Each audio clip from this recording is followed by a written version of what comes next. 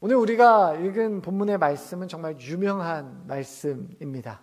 내가 너희를 사랑한 것 같이 너희도 서로 뭐하라? 너희도 서로 사랑하라. 예수님이 이 땅에 3년간의 공생애를 보내시면서 어떻게 보면 가장 예수님의 생애를 축약할 수 있는 집약한 말이 이 사랑하라가 아닌가 하는 생각이 있습니다. 이 사랑하라라는 단어 안에 모든 것이 다 녹아 있는 거죠. 그런데 예수님이 이 말씀을 하시는 지금 이 상황과 분위기는 이전과는 좀 사뭇 다릅니다. 뭔가 좀 어수선하고 뭔가 좀 급박해요. 그리고 묘한 긴장감이 흐르고 있습니다. 마치 영화로 이 장면을 표현한다면 이제 곧 무슨 일이 일어날 것 같은 아주 긴장된 음악이 배경으로 흐르고 있을지 몰라요. 아주 긴장되는 상황입니다. 예수님이 지금 서로 사랑하라 라고 말씀하고 있는 이 장면은 예수님이 제자들과 함께 하고 있는 식탁입니다. 저녁 식사죠. 정확하게 말하면 예수님이 제자들과 함께하는 마지막 최후의 만찬의 자리입니다. 이 식사 자리 전에 우리가 잘 아는 것처럼 예수님은 제자들의 발을 씻기셨어요. 그리고 식사 중에 가룟 유다가 자신을 팔 것에 대해서 말씀하셨습니다. 그리고 이 자리에서 예수님은 베드로가 자신을 3번 부인할 것도 말씀하셨어요. 이 모든 저녁 식사가 끝난 후에 예수님은 몇몇의 제자들을 데리고 겟세마네 동산으로 가셨고 거기서 기도를 마치신 후에 병사들에게 잡히셔서 또 고난당하시고 십자가의 죽으심까지 이어지게 되는, 그러니까 지금 이 상황은 상당히 긴박하게 돌아가고 있는 상황입니다. 이런 상황에서 예수님이 하신 말씀 한 말씀 한 말씀이 그냥 하시는 말씀일 수 없어요. 그 어느 때보다 중요한 말씀이에요. 3년의 공생애를 이제 정리하며 제자들에게 이제 최종 점검하는 겁니다. 최종 점검. 핵심을 체크하는 거죠. 핵심 체크. 꼭 잊지 말아야 할 핵심이 무엇인가를 말씀하신 거예요. 자, 그 핵심이 뭐냐? 34절입니다. 우리 같이 읽습니다. 시작. 새 계명을 너희에게 주노니 서로 사랑하라. 내가 너희를 사랑한 것 같이 너희도 서로 사랑하라. 복음서에 보면 예수님이 정말 많은 말씀들을 하셨지만 그 중에 딱 한 말씀만 남긴다면 그것은 바로 사랑하라예요. 사랑하라. 여러분, 기독교의 진리, 기독교의 본질, 여러분 그거 하나로 압축하면 바로 사랑입니다. 사랑. 자, 그 증거가 무엇이냐? 그것이 바로 예수님이 십자가에 못 박혀 죽으신 것이죠. 우리를 구원하신 사건입니다. 요한일서 3장 18절은 그래서 이렇게 기록합니다. 같이 읽습니다. 자녀들아, 우리가 말과 혀로만 사랑하지 말고 행함과 진실함으로 하자. 예수님이 말씀하시는 사랑은 말로만 하는 사랑이 아닙니다. 십자가를 지심으로 예수님의 사랑이 그냥 말뿐인 사랑이 아니라 진짜 행함이 있는 사랑이라는 것을, 진짜라는 것을 예수님 스스로 증명하셨어요. 그래서 앞에서 읽은 요한복음 13장 34절에서 예수님께서 가장 먼저 하신 말씀이 바로 이 새 계명입니다. 새 계명.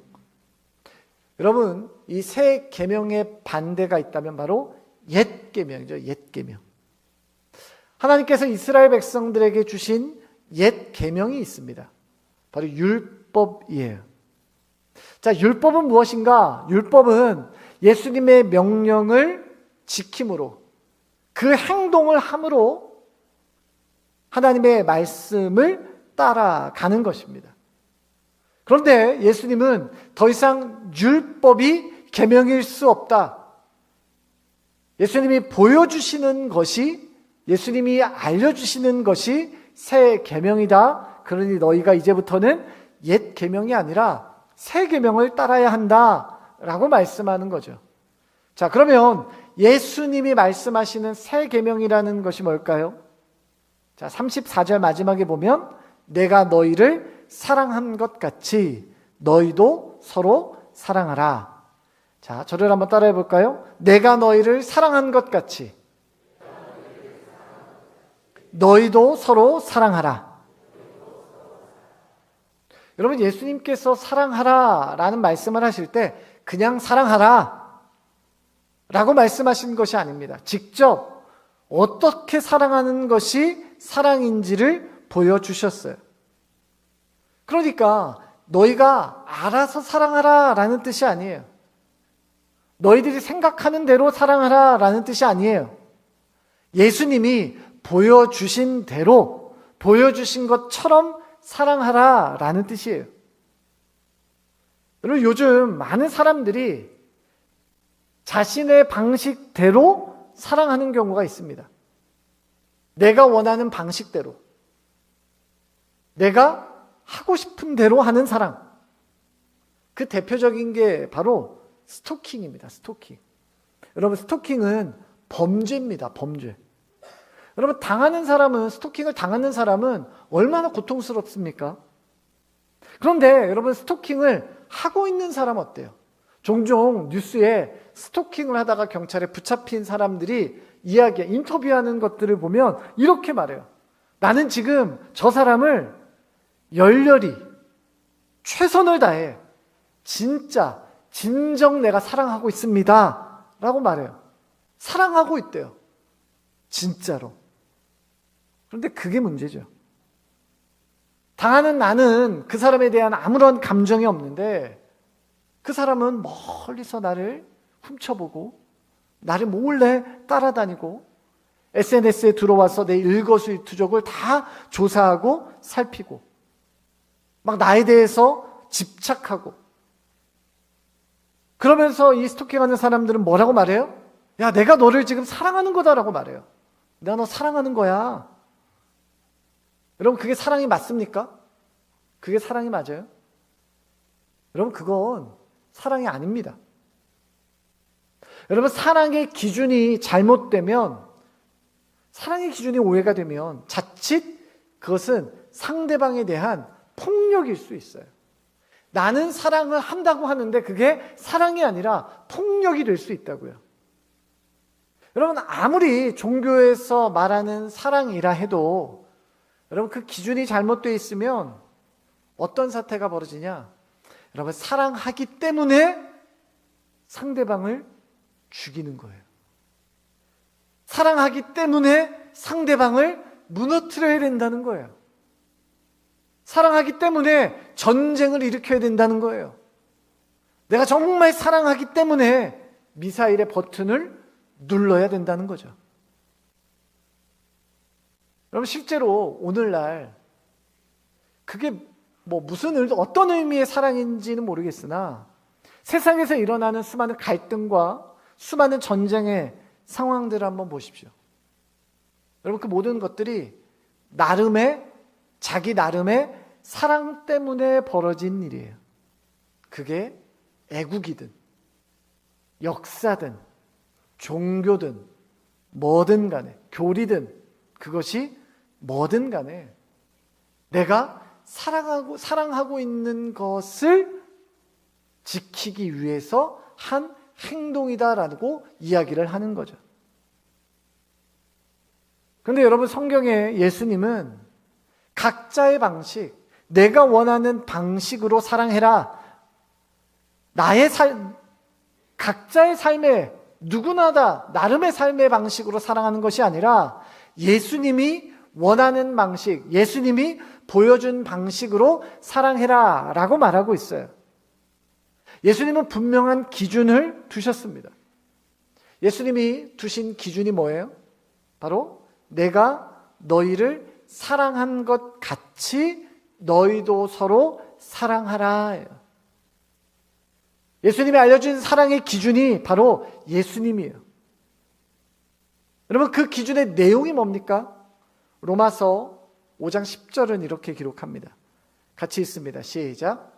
곧 우리가 원수 되었을 때에 그의 아들의 죽으심으로 말미암아 하나님과 화목하게 되었은즉 화목하게 된 자로서는 더욱 그의 살아나심으로 말미암아 구원을 받을 것이니라. 로마서 5장 10절의 첫 문장이 뭐냐? 우리가 원수 되었을 때.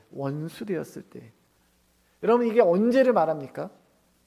우리 인간의 대표인 아담과 하와가 하나님의 명령을 거역하고 하나님께서 먹지 말라는 선악과를 먹었을 때죠. 우리가 하나님 앞에서 범죄하였을 때입니다. 그 범죄의 결과가 무엇이에요? 죄의 결과가 뭐예요? 하나님으로부터 끊어지는 거죠. 하나님으로부터 단절되는 겁니다. 하나님으로부터 단절된 상태, 그것을 성경은 하나님과 원수되었다라고 표현을 합니다. 자, 그 원수되었던 관계를 누가 회복시키셨어요? 앞에서 로마서 5장 10절 중간에 보면 그의 아들의 죽으심으로 말미암아 하나님과 화목하게 되었은즉, 예수님께서 십자가에 죽으신 것은 하나님과 우리가 더 이상 원수되어 지내라는 것이 아니라 원수가 아닌 자녀의 관계를 회복하신 것이다 라는 뜻입니다. 예수님이 우리에게 알려주신 사랑의 기준은 뭐냐?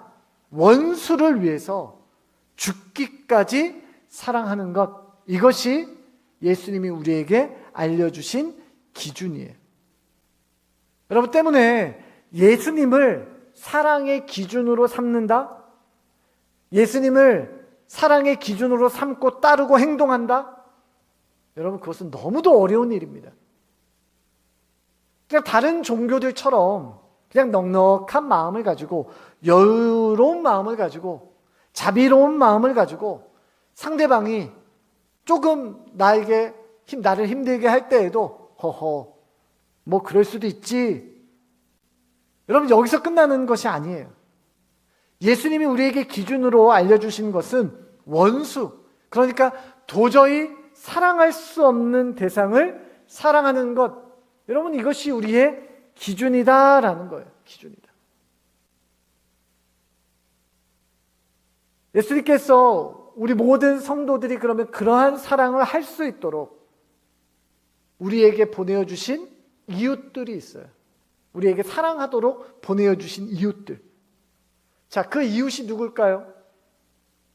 우리가 돌보고 섬겨야 할 이웃, 이렇게 이야기하면 우리는 쉽게 우리 멀리 저기 아프리카에서 밥 굶는 어린아이들을 우리가 섬겨야 될까? 혹은 대한민국에 노숙인들이 그렇게 많다는데 노숙인들을 우리가 섬겨야 될까? 아니면 대구시에 거주하는 이 독거하시는 어르신들이, 저소득 독거하시는 어르신들이 그렇게 많다는데 그분들을 우리가 돌아봐야 될 이웃인가? 여러분, 물론 저기 멀리 아프리카에 있는 어린아이들에서부터 대구시에 거주하시는 독거하시는 어르신들까지 우리가 돌봐야 할, 섬겨야 할 이웃이 맞죠. 여러분, 그런데 그렇게 너무 멀리 갈 필요가 없어요. 그렇게 멀리까지 갈 필요가 없어요. 나랑 매일 얼굴 보고 살고 있는 가족들, 또 우리 교회에서 함께 신앙생활하고 있는, 지금 앞뒤 좌우에 계시는 우리 성도들, 내 옆에 있는 성도들이 바로 사랑의 첫 번째 대상이에요. 내가 가족도, 내가 맨날 얼굴 보며 사는 가족도, 내가 함께 신앙생활하고 있는 교우도 우리가 서로 사랑하지 못하면서 멀리 아프리카요? 독거 어르신이요? 그분들이 사랑한다고요? 여러분, 그건 거짓말일 수 있습니다. 여러분, 우리가 사랑하기 힘든 이유가 뭡니까? 여러분, 사랑하기 힘든 이유가 뭐예요? 여러분, 옆에 한번 둘러보세요. 나랑 같은 게 있는가? 여러분, 사랑하기 힘든 이유는요, 나랑 달라서 힘들어요. 사는 곳도 달라요. 살아온 환경도 다르고요. 고향도 다릅니다. 학력도 달라요. 성향도 다르고요. 취미도 달라요. 식성도 달라요. 좋아하는 것도 달라요. 나는 커피를 좋아하는데 저 사람은 차를 좋아하고 다 달라요. 요즘 젊은 사람들은 MBTI라고 하는데 MBTI도 달라요. 성향도 달라요. 여러분 옆에 있는 사람 같은 게 거의 없어요. 다 달라요. 여러분 같은 게 하나도 없는 우리를 하나님께서 이렇게 불러 모아주셨어요. 이렇게 불러 모아주셔서 교회를 만드셨어요. 이렇게 교회를 만드신 후에 뭐라고 말씀하셨냐?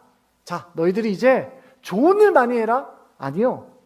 예수님 뭐라고 말씀하셨냐? 너희가 서로 사랑해라 라고 말씀하셨어요. 서로 사랑해라. 그냥 사랑해라가 아니라 서로 사랑하는 거예요. 여러분 우리가 하는 사랑은요 짝사랑이 아닙니다. 그냥 나만 사랑하는 것이 아니에요.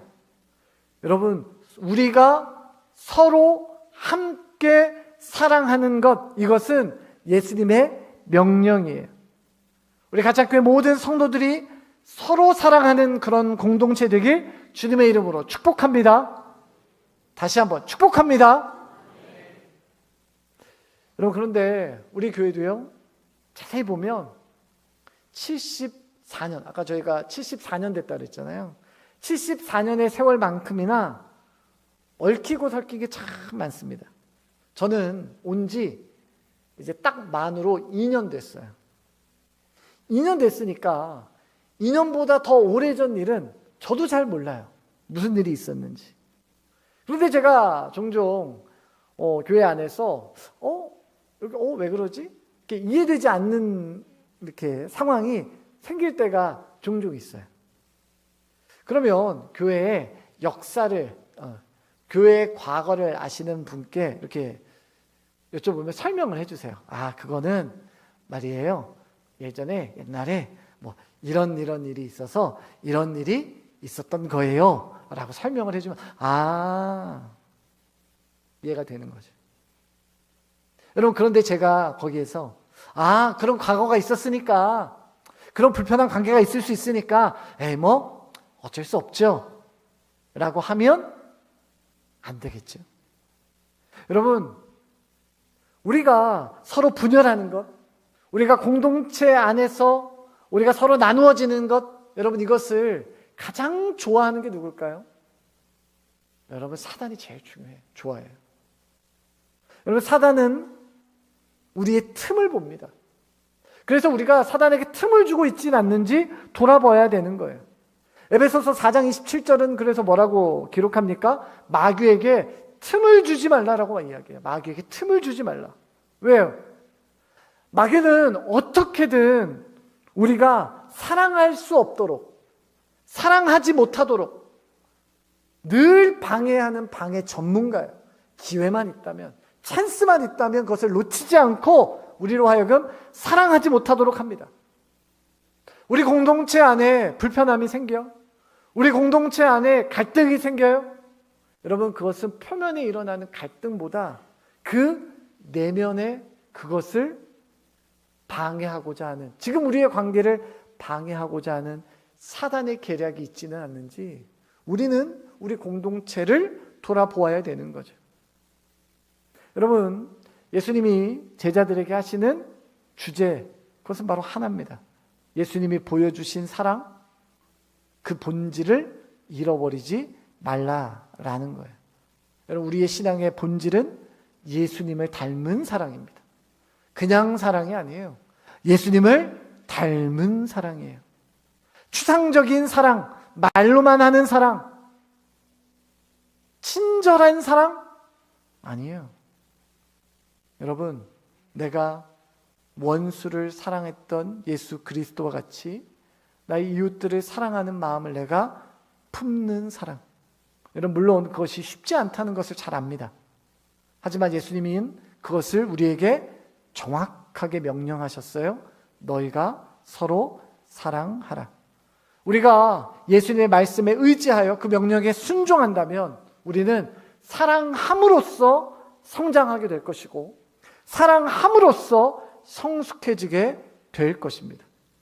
우리가 사랑함으로 예수 그리스도 주님을 더욱더 닮아가는 여러분 되시기를 주님의 이름으로 축원합니다. 여러분 계속해서 본문 35절 보면 이렇습니다. 우리 같이 읽습니다. 시작.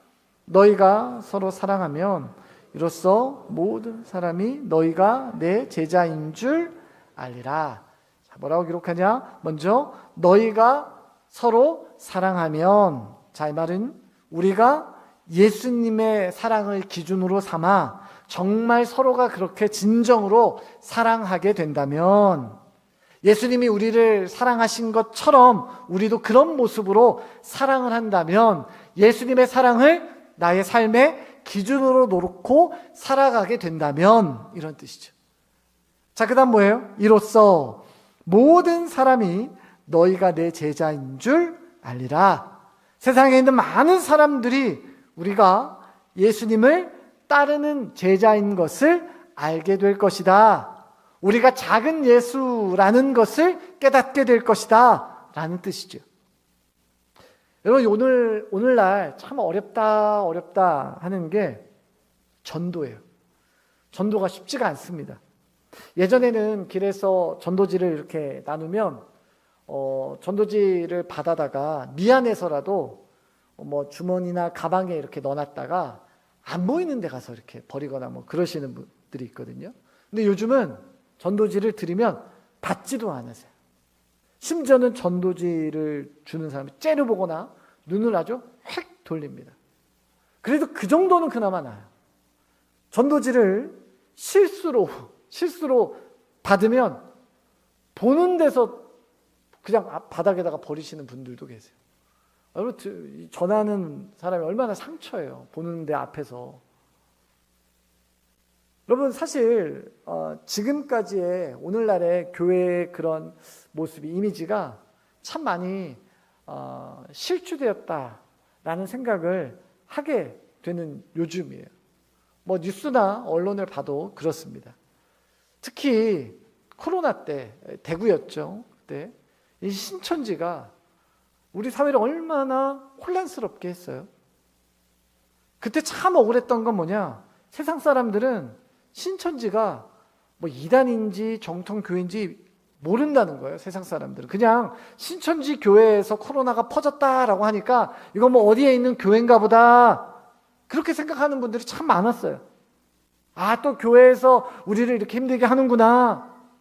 또 요즘 뉴스를 보면 크고 작은 이단들, 뭐 무슨 목사, 무슨 집사, 무슨 선교사 하면서 사회에 무리를 일으키는 그런 뉴스들이 정말 많이 나와요. 그래서 인식이 참 안 좋아졌어요. 그러다 보니까 교계에서 야, 이래서는 안 되겠다. 우리 교회가 더 이상 이렇게 하면 안 되겠다. 우리가 좀 사회를 섬겨야 되겠다. 이렇게 노력을 참 많이 했죠.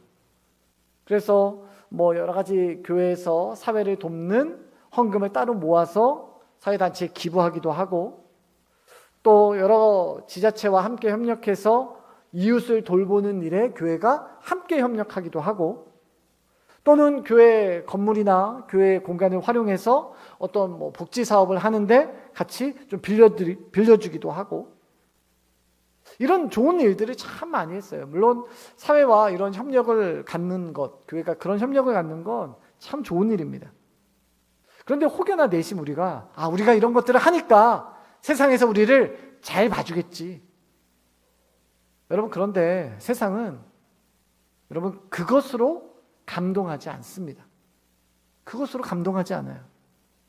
교회가 아무리 사회에 돈의 기부를 많이 해도 여러분, 세상에 있는 많은 기업이나 회사들이 이미 교회를 뛰어넘은 지 오래입니다.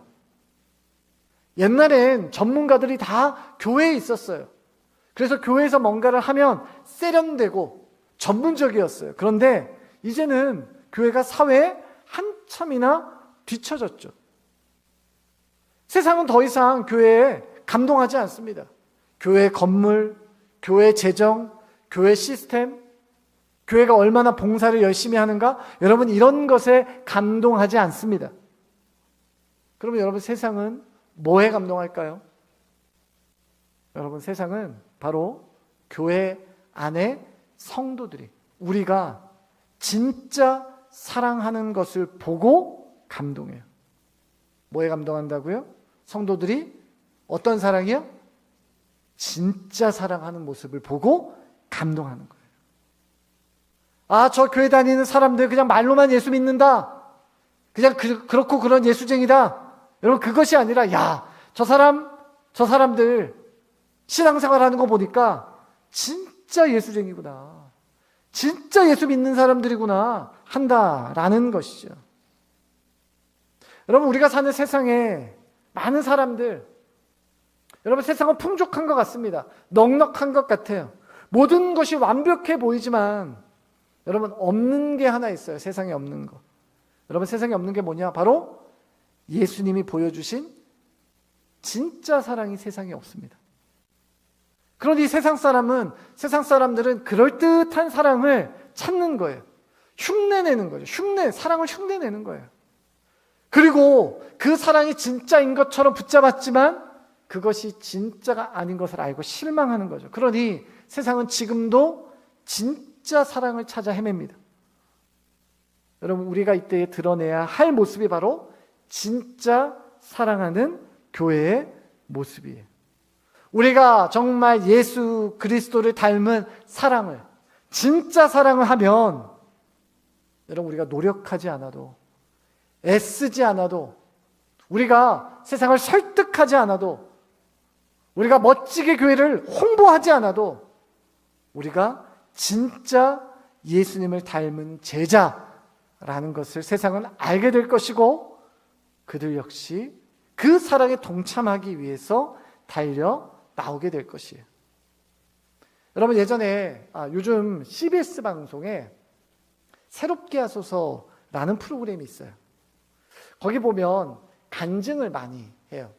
여러 목회자들, 또 장로님들, 집사님들, 성도님들, 또 연예인들, 이런 사람들이 막 나와서 간증을 하는 것을 볼 수 있어요. 저도 이렇게 한번 보면, 그런 간증을 들으면 야, 정말 대단하다. 신앙생활 정말 잘한다.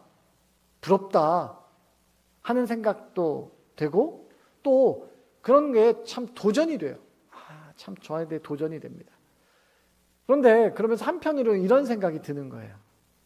예수님을 알지 못하는 사람들, 불신자들이 이 프로그램을 보면 어떤 생각을 할까?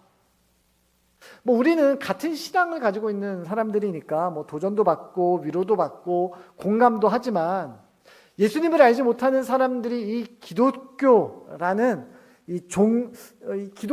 이 프로그램을 볼 때 기독교라는 종교 프로그램 이런 걸로 보진 않을까 하는 생각이 좀 들었어요.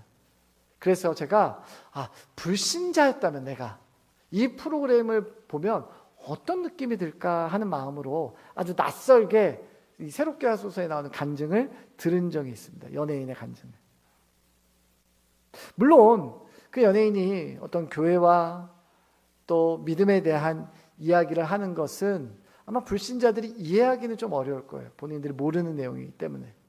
그런데 이 간증을 하는 분이 말하는 것 중에 이런 내용들이 참 많아요. 내가 예수님을 만나서, 예수 그리스도를 주님으로 영접해서 내가 이전과는 다른 삶을 살고 있습니다. 내가 전혀 다른 모습이 되었습니다. 나는 예수님 만난 후로 전혀 다른 인생 삽니다.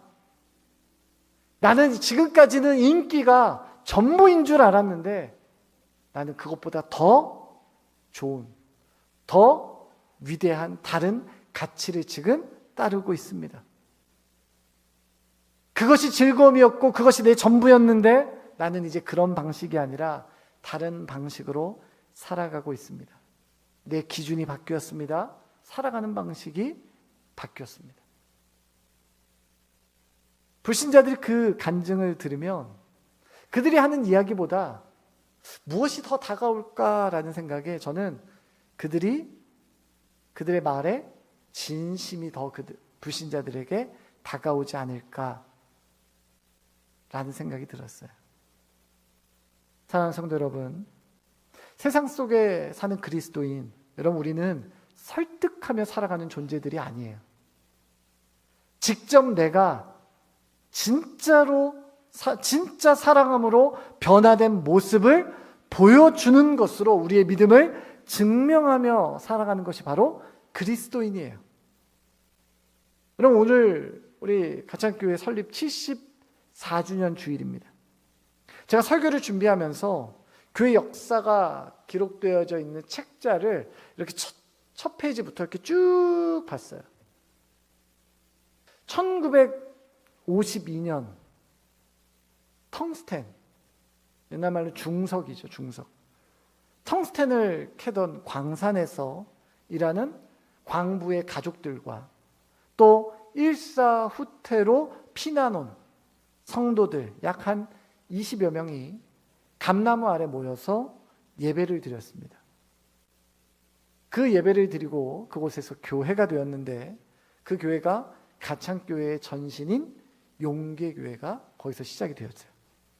그 후로 성도들이 늘어났고 지역이 발전하면서 교회는 함께, 지역과 함께 성장했습니다. 그리고 옛날의 사진들, 교회의 사진들이 있어요. 행복하게 웃으며 성도들이 함께 찍었던 옛날 사진들. 그 사진들을 보면서 나는 지금 만나뵐 수 없었지만 우리 이곳에서, 이 자리에서 신앙생활했던 수많은 믿음의 선배들이, 믿음의 성도들이 서로 뜨겁게 사랑하며 74년 여기까지 달려왔구나 라는 생각을 했어요. 그러면서 마치 우리 앞에 하나의 숙제가 놓인 것 같습니다. 그러면 앞으로의 우리는, 지금 우리는 어떤 모습으로 신앙생활을 해야 할 것인가? 여러분, 우리가 앞으로 해야 할 것도 역시 우리는 예수님의 제자로 서로 사랑하며 살아가는 것입니다. 우리 믿음의 선조들이 74년을 써내려 놓았던 그 사랑의 역사를 우리 또 써내려 가는 것.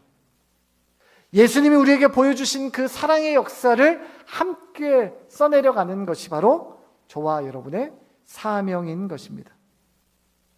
여러분, 우리가 뜨겁게 사랑함으로 내 안에 예수 그리스도의 빛을 세상에 발하는 삶, 예수님을 닮은 뜨거운 사랑으로 사랑하는 삶, 그러한 삶을 사는 여러분 되시기를 주님의 이름으로 축원합니다.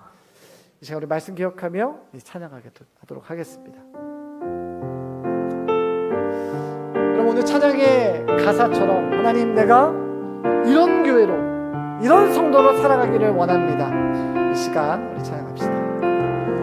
진정한 예배가 숨쉬는 교회, 주님이 주인 되시는 교회, 믿음의 기도가 쌓이는 교회, 최고의 찬양을 드리는 교회, 말씀이 살아 움직이는 교회, 성도의 사랑이 넘치는 교회, 섬김과 헌신이 기쁨이 되어 열매 맺는 아름다운 교회. 다시 한번 합시다. 진정한 예배가 숨쉬는 교회, 주님이 주인 되시는 교회, 믿음의 기도가 쌓이는 교회, 최고의 찬양을 드리는 교회, 말씀이 살아 움직이는 교회, 성도의 사랑이 넘치는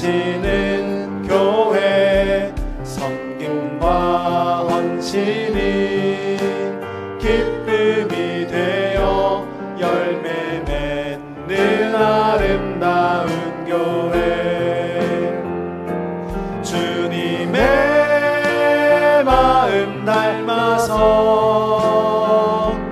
이웃을 사랑하는 교회 주님의 영광을 위해서 빛 되신 주님 전하는 교회 사랑의 불꽃이 활짝 피어나 날마다 사랑에 빠지는 교회 주께서 사랑하는 가창교회가 이런 교회 되게 하소서 주님의 마음 닮아서 주님의 마음 닮아서 이웃을 사랑하는 교회 주님의 영광을 위해서 빛 되신 주님 전하는 교회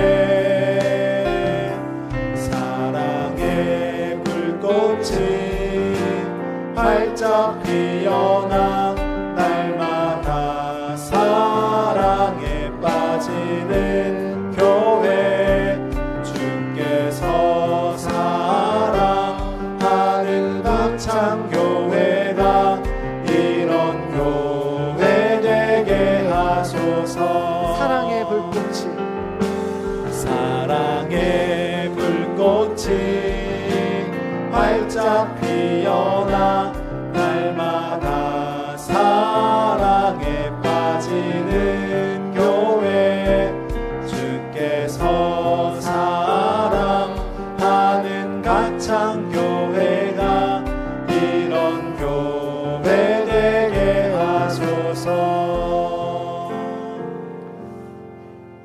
여러분 방금 찬양의 가사처럼 하나님 앞에 여러분 우리 가창교회는 그런 교회가 맞습니까? 진정한 예배가 숨쉬고 주님이 우리의 주인 되시는 교회 믿음의 기도가 쌓이고 최고의 찬양을 드리는 교회 말씀이 살아 움직이고 성도의 사랑이 넘치는 교회 섬김과 헌신이 기쁨이 되고 또 열매가 되는 교회 우리 가창교회 모든 성도들이 예수님을 기준 삼아 예수님을 정말 사랑함으로 그러한 믿음의 공동체를 세워나가기를 원합니다. 이 시간 기도할 때 하나님 우리 가창교회가 주님 닮은 사랑으로 진짜 사랑하는 그리고 진짜 서로 사랑하는 성도들 되게 하여 주시옵소서. 우리의 이 모습을 통하여 세상이 진짜 그리스도인들을 우리 가창교회 안에서 발견하게 하시고 사랑이 되어서 하는 성도가 아니라 사랑할 수 없을 때에도 더욱 사랑하는 성도들 되게 하여 주시옵소서. 이 지역에 사랑의 소문나는 우리 가창교회 되게 하여 주시옵소서. 그런 성도 되게 하여 주시옵소서. 이 시간에 우리 주님 이름 한번 찾고 같이 한 목소리로 기도합니다. 주여